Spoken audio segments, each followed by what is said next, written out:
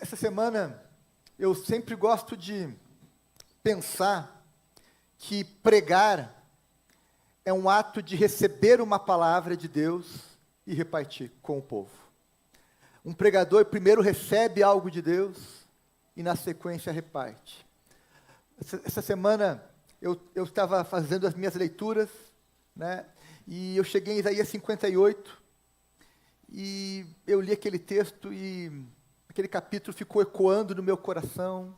Fiquei estudando aquele texto e o versículo 11 ficou me acompanhando a semana inteira e eu entendi de Deus que aquilo que eu tinha meditado em Isaías 58, verso 11, era para repartir com vocês nesta manhã. Então eu quero, nesta manhã, repartir com vocês o versículo 11, né? Eu poderia falar sobre todo o capítulo 58, vou só dar uma pincelada nele, mas eu quero, com atenção, me deter ao versículo 11. E queria que você memorizasse esse versículo hoje. Quem sabe esse texto vai te acompanhar por muitos dias. Eu queria que você já conhece, alguns talvez já conheçam esse texto, mas eu quero convidar você a memorizar ele, a pensar nele e a tirar lições do Senhor para a tua vida. O texto diz o seguinte: o Senhor o guiará constantemente, lhe satisfará os seus desejos numa terra ressequida pelo sol e fortalecerá os seus ossos. Você será como um jardim bem regado, como uma fonte cujas águas nunca faltam. O Senhor te guiará constantemente, amém? O Senhor satisfará os desejos do teu coração, as tuas necessidades, fortalecerá os seus ossos, e em resposta disso, em consequência disso, você será como um jardim regado, onde as águas nunca cessam. Amém? Interessante, não sei quem aqui entre nós sabe qual foi o último dia desse ano que choveu em Brasília. Quem aqui lembra qual foi o último dia de chuva em Brasília nesse ano? Boa, Dália já sabe disso. Foi no dia 23 de abril. Hoje nós estamos completando 103 dias sem chuva. Talvez para quem mora em Brasília há muitos anos isso é comum, né? Mas para quem, como eu, veio de outro estado, é estranho ficar 103 dias sem chuva. Por isso que eu fiquei pensando, quando eu li esse texto, eu lembrei, né, mesmo numa terra seca, numa terra com pouca chuva, o Senhor promete que Ele nos sustentará. Ele vai cuidar de nós como se fôssemos um jardim bem regado, um jardim que, por mais seco que seja o clima, um jardim que vai ser cuidado e nutrido pelo Senhor. O capítulo 58 de Isaías é um capítulo onde o profeta fica chamando o povo ao arrependimento. E é um capítulo onde o profeta denuncia o pecado do povo, denuncia a falsa adoração, o falso jejum, né? Por falar em jejum, nós vamos na terça-feira dessa semana retomar a nossa prática de jejum comunitário, coletivo, né? Do amanhecer ao pôr do sol, às 18 horas vamos estar entregando o jejum, né? Eu vou fazer uma live às 18 horas no nosso perfil do Instagram, para nós estarmos entregando o jejum. Então convido você que pode nos acompanhar nesse propósito, toda terça-feira, jejuar ao longo do dia conosco. Mas Isaías 58, ele não está condenando o jejum, não está dizendo que o jejum está errado, ele está dizendo da hipocrisia do povo, que jejuava, mas que na prática virava as costas para Deus, virava as costas para o necessitado. Ele condena a falsa adoração, a adoração hipócrita, a religiosidade sem fundamento. Então é um capítulo onde Isaías está chamando o povo ao arrependimento. E isso acontece em muitos momentos das Escrituras. E é algo comum, sempre que Deus levantava um profeta para chamar o povo ao arrependimento, para denunciar o pecado do povo, logo em seguida, após a denúncia, vinha o quê? Uma promessa. É comum, todo texto onde há um apelo ao arrependimento, logo na sequência vem uma promessa. E o versículo 11 é o que traz a promessa. Até o verso 10 tem uma denúncia contra o pecado. No verso 11 vem a promessa ao povo de Deus. E assim como Deus prometeu ao povo de Israel, essa promessa continua valendo para nós nos dias de hoje. Assim como nós somos também repreendidos e exortados e chamados ao arrependimento, para não termos uma falsa adoração, um falso jejum, falsas práticas incoerentes com o Evangelho, Ele nos chama e nos lembra que se nós nos arrependermos, nos voltarmos para o Senhor, Ele vai nos guiar, nos suprir e nos fortalecer.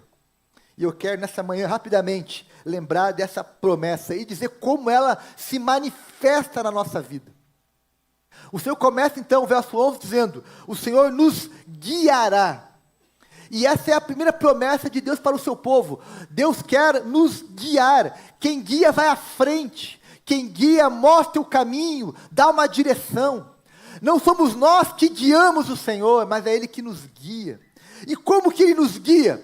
Bem, Ele nos guia através de alguns elementos. Um deles, Ele nos guia através dos princípios bíblicos, da sua palavra. Então a Bíblia, ela é uma bússola moral, uma bússola espiritual, uma bússola individual. Ela é uma bússola, ela é uma forma de sermos guiados de acordo com os princípios de Deus. Na Bíblia nós vamos encontrar o quê? Princípios. O que são princípios? É o que é principal.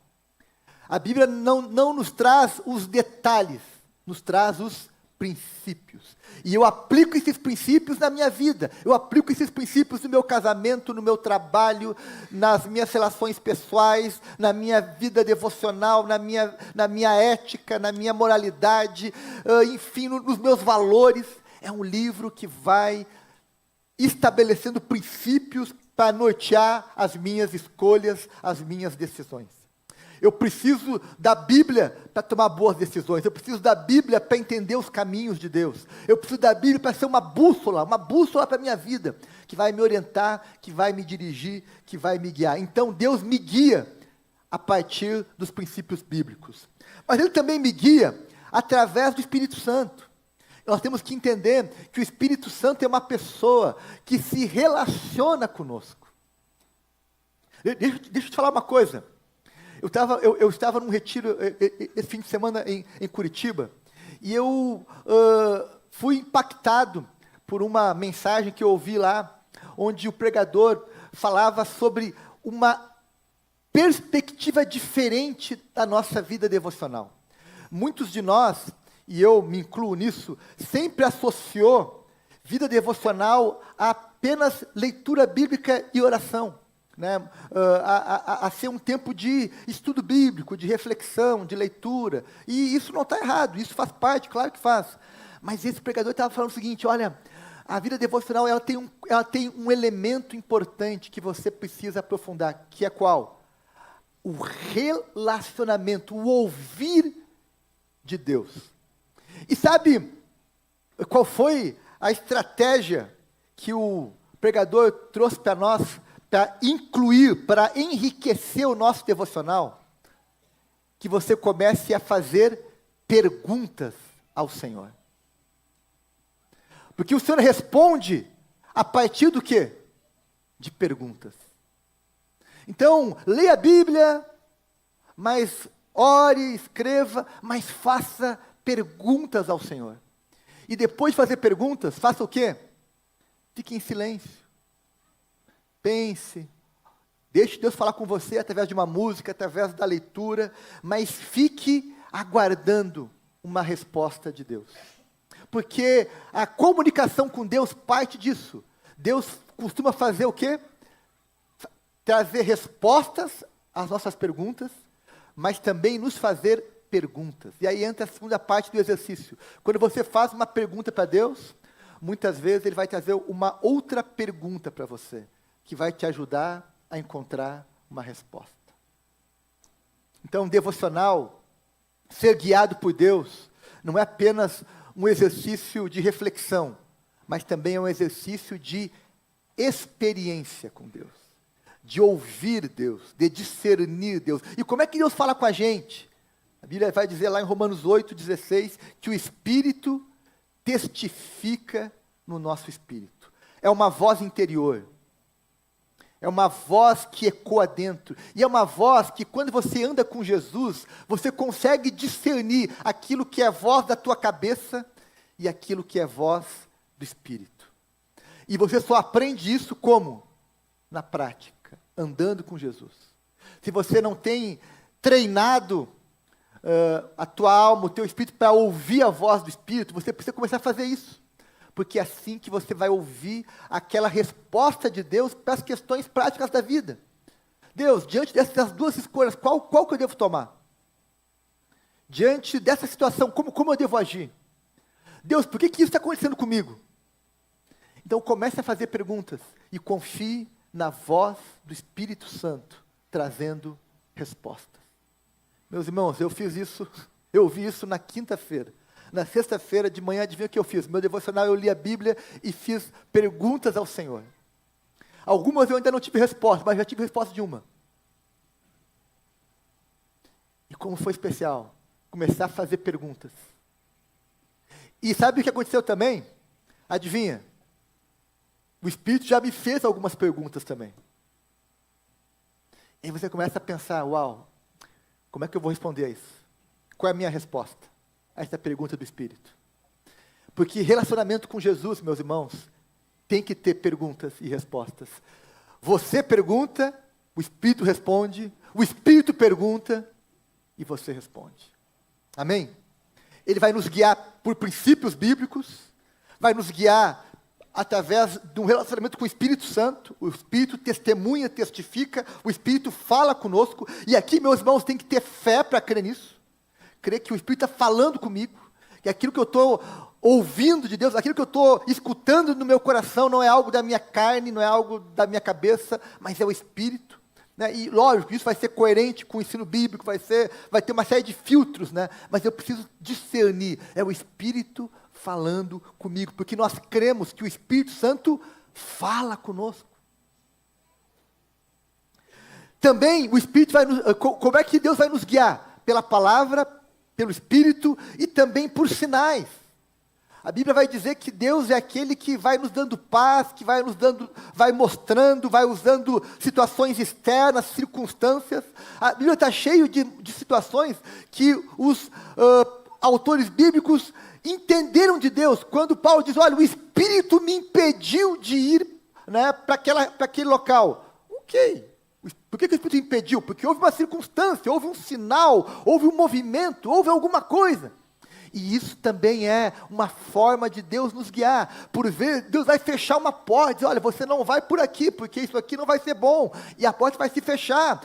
Por vezes, Deus vai te dar um sinal, olha só, abriu uma grande oportunidade para você, isso é de Deus.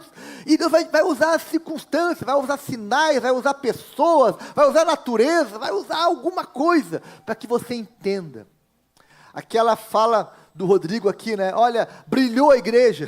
Não é que brilhou literalmente, mas às vezes Deus vai usar uma situação, uma imagem, algo que vai dizer, que vai te fazer entender algo, que vai te despertar, vai chamar a tua atenção, vai te fazer entender. Às vezes Deus tem que falar de muitas formas, até que a gente entenda, né? Às vezes somos tardios em entender. Às vezes somos lentos em entender. Então Deus vai falando pelo Espírito, pela palavra, vai dando sinais externos para que você possa compreender qual é a direção, porque o Senhor quer nos guiar. Quem guia vai à nossa frente. Confie nisso. Deus está indo à sua frente, amém? E também Ele nos guia através de bons conselheiros. Provérbios 15, 20. Diz que os planos fracassam por falta de conselho, mas são bem-sucedidos quando há bons conselheiros. E aqui, meus irmãos, Deus vai colocar pessoas com dons, com capacidade, para ajudar você também a interpretar princípios bíblicos, sinais, a voz do Espírito, para que você possa, então, ser guiado, tomar boas decisões, fazer boas escolhas, se mover na direção que Deus está querendo levar você. Amém? Eu creio que, sabe, O que é andar por fé? Andar por fé é sair do ponto X e chegar no ponto Y.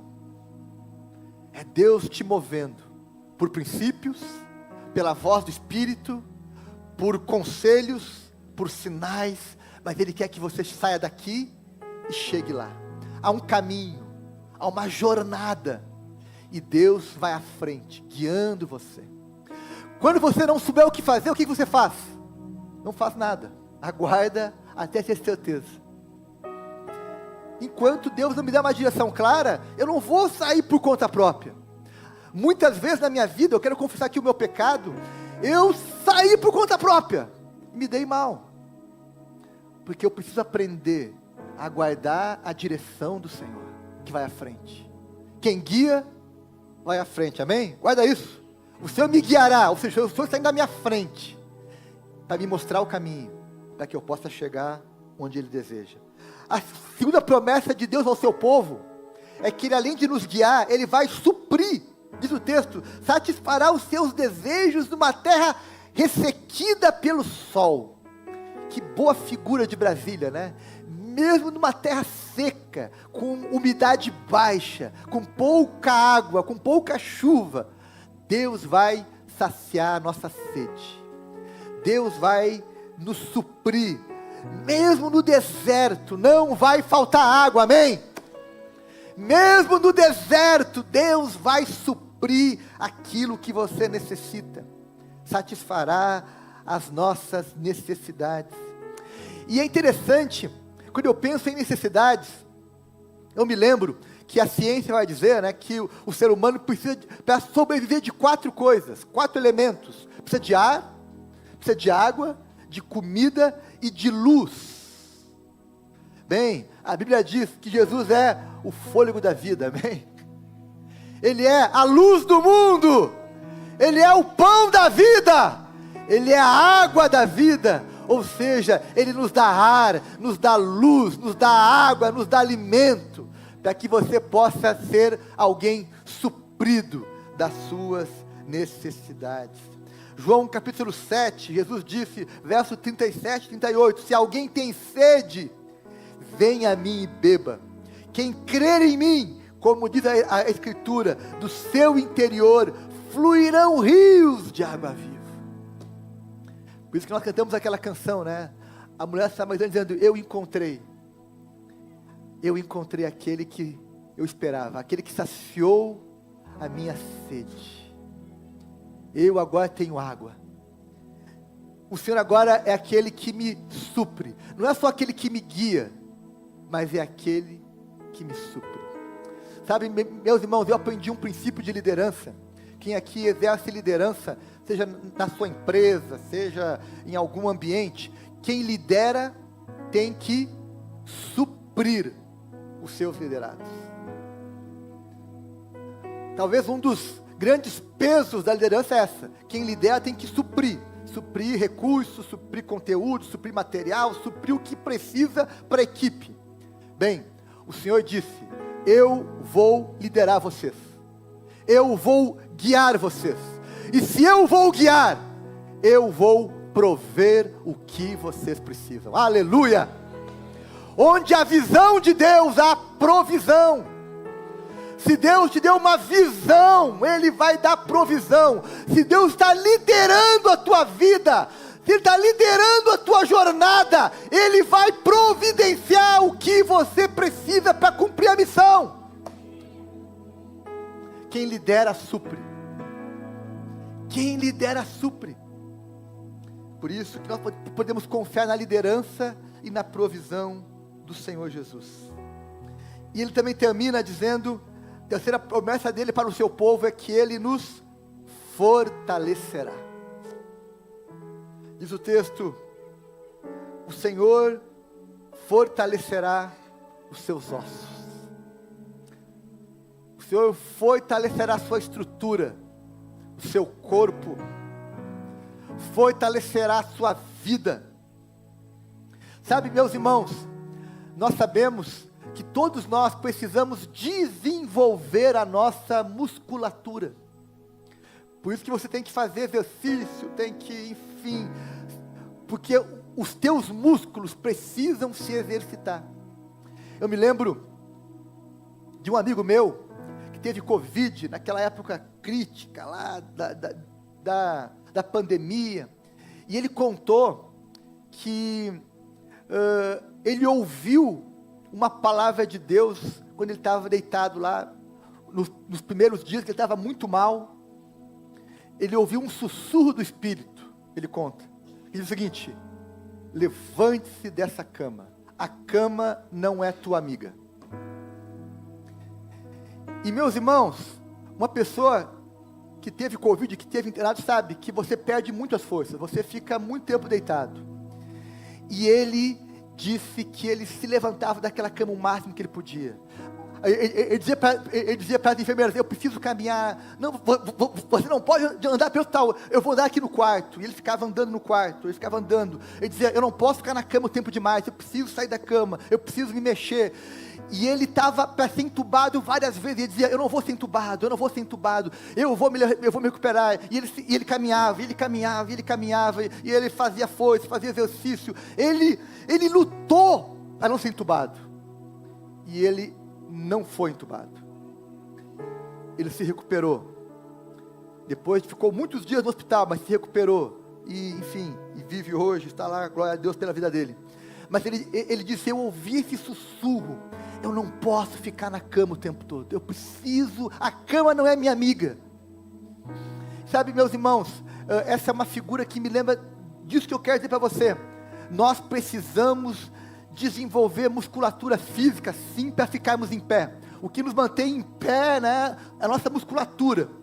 Mas essa é uma boa figura. Eu também preciso exercitar a minha musculatura espiritual.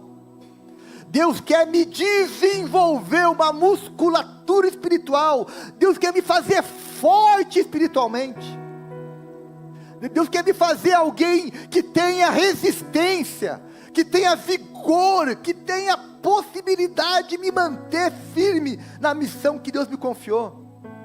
Eu conheço gente que são muito fortes fisicamente, são pessoas muito malhadas, com músculos fortes, enfim, tem uma musculatura forte, mas espiritualmente, emocionalmente, são frágeis.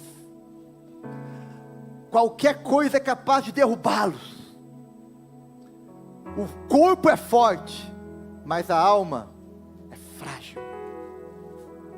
Ei, Deus está nos chamando para sermos fortes espiritualmente, resistentes, fortes para resistir às tentações do pecado, forte para dizer não ao mal, forte para não sermos moldados pelo sistema, fortes para nos posicionarmos diante do pecado, da injustiça e da maldade, forte para fazer as escolhas mais difíceis, forte para se manter fiel, forte para perdoar, forte para ser misericordioso, forte para amar, forte para ser fiel. Enfim, Deus quer nos fazer fortes para cumprirmos o nosso chamado. Aleluia. Ei, quando estiver difícil, lembre-se da palavra de Deus que diz: seja forte. Seja forte. Eu já ouvi na minha vida, eu já tive muitos momentos de dor, de fraqueza, de dificuldade, que eu ouvi o sussurro do Espírito Santo dizer o seguinte: seja forte. Seja forte. Meus irmãos, na minha experiência com Deus, olha isso que eu vou te falar agora, hein? Sabe qual é um toque do Espírito? Um sussurro do Espírito muito comum. É você, no meio de uma situação difícil, ser lembrado de um versículo bíblico. O Espírito nos faz lembrar. E aí você, no meio daquela crise, você ouve uma voz dizer: seja forte e corajoso. Ouve uma voz forte dizer: ame Ele como você gostaria de ser amado. Faça por Ele o que você gostaria que fizesse por você. Você ouve aquela voz dizendo: não pague o mal com o mal. Você ouve aquela voz dizendo: tu é meu filho amado, não precisa provar nada para ninguém, porque você tem, o seu valor está naquilo que eu dou a você. Você é meu filho amado. Você não precisa provar para o outro nada. Você já é amado por mim. Enfim, o Espírito vai sussurrando e nos fazendo lembrar. Como diz aquela pastora conhecida, pregadora Thalita Pereira, você vai dar conta, amém? Você vai dar conta. Você vai ser forte para dar conta. Você vai dar conta. Tem aquela canção que diz, né? Deus está me ensinando a ser forte. Canta para nós um pedacinho dela, Rodrigo. Deus está me ensinando a ser forte. Em tudo aquilo que é mal vem pra morte. É pra você crescer. É pra você crescer. Deus está te ensinando Sim, a Deus. ser forte. Em tudo aquilo que é mal vem pra morte. É pra você crescer. É pra você crescer, pra você entender. Meus irmãos, eu lembro de um dia que eu estava muito mal. Sabe aquele dia que parece que o mundo está cinza, tudo está ruim.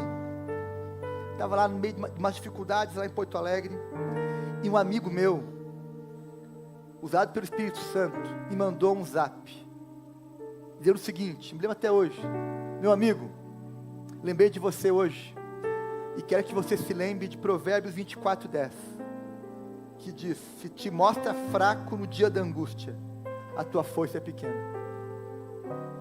Que no dia da angústia, que no dia cinzento, você não se mostre fraco, amém? Você seja fortalecido pelo Senhor. E quando as tuas forças estiverem diminuindo, quando você achar que não tem mais força nenhuma, quando as dores do corpo ou da alma, ou externas, estiverem te consumindo, ore, Isaías 40, verso 29 a 31. Não apenas cite, mas ore, e diga o seguinte: Ele fortalece ao cansado, e dá grande vigor ao que está sem força. Até os jovens se cansam e ficam exaustos, e os moços tropeçam e caem, mas aqueles que esperam no Senhor, renovarão as suas forças, voam bem alto como águias, correm e não ficam exaustos, andam e não ficam cansados. Aleluia! Ore essa palavra, lembre dessa promessa, viva essa promessa e diga: o Senhor é aquele que me renova as forças. Ele dá força ao cansado, dá vigor ao que está enfraquecido. E ore essa palavra, e assim você vai poder experimentar a consequência dessas promessas. Quando o Senhor nos guia, nos supre e nos fortalece, a consequência disso é que a nossa vida será comparada a um jardim bem cuidado. Um jardim bem cuidado. Quem aqui tem na sua casa um jardim? Quem aqui tem? Ele é bem cuidado? Quem é bem cuidado do seu jardim? Ó, a Divina falou que o dela é bem cuidado lá. Meus irmãos, olha só, olha para mim aqui. O jardim diz algo sobre o jardineiro, sobre quem cuida daquele jardim. Quando eu vou na casa de alguém e tem um jardim bem cuidado, eu sei que aquela pessoa é zelosa, gosta daquilo, que ela dedica tempo àquilo, que ela se importa com aquilo. O mesmo vale para o contrário. Quando você vai numa casa e vê um jardim cheio de mato, mal cuidado, feio, né? Você diz: olha, essa pessoa aqui não é muito atenta ao seu jardim, né? Não é muito cuidadosa com o seu jardim. Diz algo sobre ela. Bem, eu gosto de pensar que Deus quer cuidar da nossa vida como um jardim. A Escritura usa muitas formas, muitas metáforas para apresentar Deus. Por exemplo, em João 15, Deus é comparado ao agricultor que cuida da videira, da vinha. Diz: o meu pai é o agricultor, meu pai é quem está cuidando da vinha. Em Jeremias 18, O profeta vai dizer que Jeremias compara Deus ao artesão, ao oleiro, ao que faz os vasos.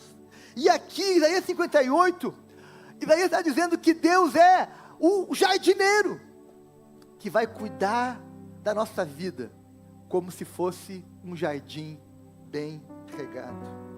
Essa manhã, eu quero convidar você a confiar no jardineiro.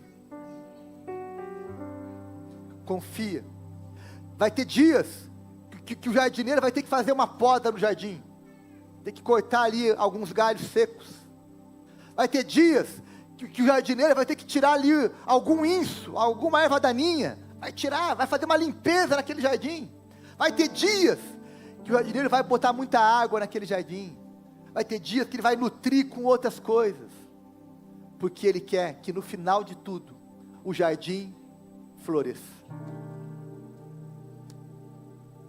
Nessa manhã, meu convite é que você coopere com o jardineiro.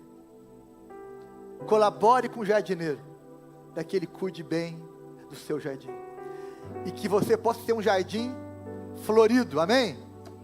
Que você possa florescer no local onde Jesus plantou você. Eu termino dizendo para você que essas promessas de Deus, que Ele falou aqui para nós, nesse versículo 11, elas nos convidam a dar uma resposta ao Senhor. A resposta qual é? Confiar, crer e obedecer ao Senhor. Você quer ouvir a voz de Jesus, não só por ouvir, mas para obedecer. Você quer que Ele te guie, não só para que Ele te guie, mas para que você o obedeça. Então, meus irmãos, deixa eu te falar uma coisa. O Evangelho, por si só, não muda ninguém. O que o Evangelho pode fazer, o que muda é o Evangelho aplicado.